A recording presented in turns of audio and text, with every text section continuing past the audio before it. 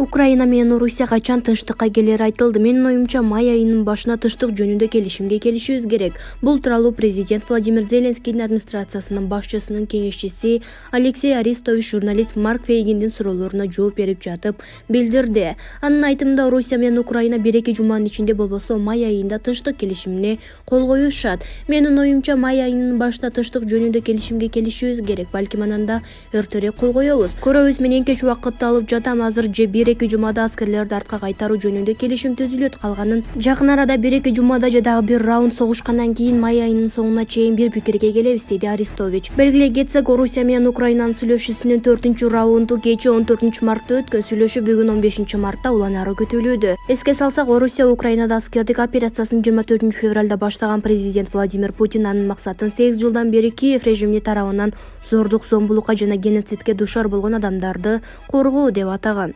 Эл чындыкты билсин.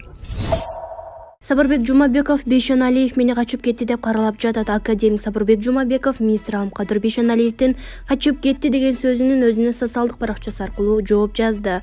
Бул жарыктык мага жолтоо кылып атат, реформага бут тосуп атат деп жогору жакка арызданып, иштетпейм, баарын жабам, талкалайм дегенден реформасына жана башкасына жолтоо болбойлу деп бир жума мурун жубайым менен чет өлкөгө чыгып кеткен. Эми мынтип мени качып кетти деп көңгөн өрдөктөрүн учуратыптыр. Бул жарыктыкка тең келгим келбейт, аман болсун. Мени күтүп аткан 3000 ашык бейтаптарын айтамын. Буюрса, апрелдин башында келем, мурдагыдай эле кабыл алып, операцияларымды бекер жасап берем. Мен эч жакка качкан жокмун, силер мененмин. Жолукканча сак саламатта болуңуздар, дейт дарыгер Сапарбек Жумабеков. Эл чындыкты билсин.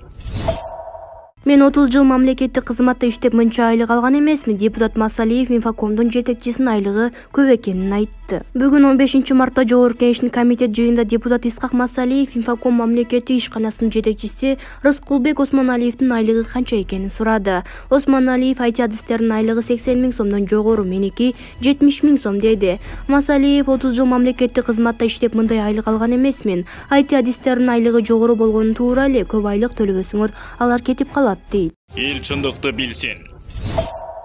1 миллион килограмм кумшекерди базарга чыгарды, килограммын 70 сомдон сатабыз. Өлкөдө азык-түлүктүн тартыштыгы жок экенин өзгөчө Кырдаалдар министри Бообек Ажикеев билдирди. Айтымында, дүйнөдө болуп жаткан окуялардан улам өлкөдө азык-түлүк жетишсиз деген немиштер жаралды. Учурда тамак аш азыктары негизги көйгөй катары көтөрүлүп жатат. Кечээ эл кумшекер жок деп негизсиз дүрбөлөңгө түштү. Мамлекеттик материалдык резервдер фонду өзгөчө Кырдаалдар министрлигине караштуу болгондуктан силерге так маалымат берүүнү туура көрдүм. 30 жылдан бери уурдалып, тонолуп талкаланып келген материалдык резервдик фонд өлкө башчыбыздын тапшырмасы менен толукталып сакталып турат. 14 марттан баштап 1 миллион килограмм кумшекерди базарга чыгардык. Килограммын 70 сомдон сатып баштайбыз. Ошондой эле мамлекет өсүмдүк майынын баасын да жөнгө салып турат. Материалдык резервдик фонд түзүлгөн келишимдердин негизинде кошумча кумшекер, өсүмдүк май, күйүүчү майларды толуктап баштады. Орусия менен Украинанын кагылышуусуна карабастан вагондор менен дыйкандарга арпа, буудай, бурчак, күн карама, люцерна үрөндөрүн алып келип жатабыз. Буга чейин 11 миллион 467 килограмм унду калктын айырылуу катмарына бөлүп бердик. Чек ара ачык, ошондуктан азык-түлүк жагынан эч кандай жетишпездик болбойт. Андыктан болбогон такталбаган маалыматтарга ишенбөөгө чакырабыз, дейт министр. Assalamu alaikum, дорогие друзья. Мы занимаемся лечением любой сложности.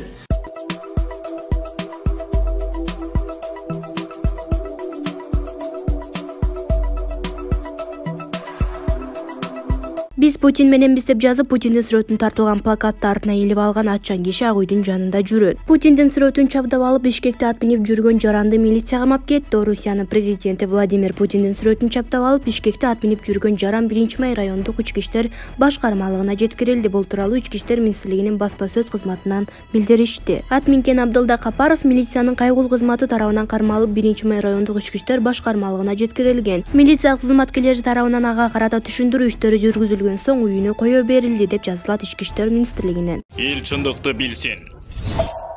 Нарында 8 жаштагы баланын издөө иштери уланып жатат. Бул тууралуу өзгөчө Кырдаалдар министрлигинин басма сөз кызматынан билдиришти. 7 март күнү Нарын районунун Орто Нура айылында Нарын дарыясына 8 жаштагы жаш бала түшүп кеткен. Издөө иши 8 күнөн бери жүргүзүлүп, натыйжасыз болууда. Бүгүн жерине өзгөчө Кырдаалдар министрлигинин 20 куткаруучусу тартылып, издөө иштери уланууда. Эл чындыкты билсин.